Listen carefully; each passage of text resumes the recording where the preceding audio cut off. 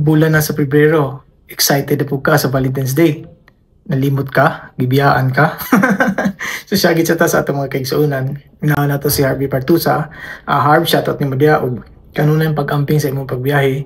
Sunod si Marvin Miramar, dungay shoutout ni Madia og sa mga Ginsuan Warriors.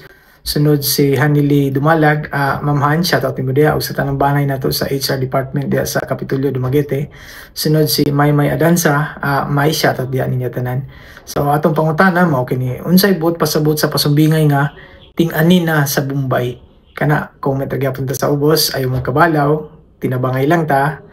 Ako Osbon, ting-ani na sa Bombay. Dahil wala ring mangyayari, dahil walang mapapala, huwag mong pigilan ang pagbuhos ng ulan.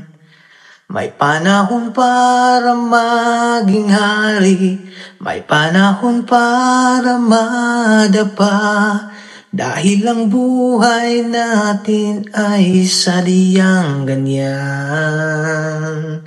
Daghang salamat mga kabadamlag. God bless sa tanan.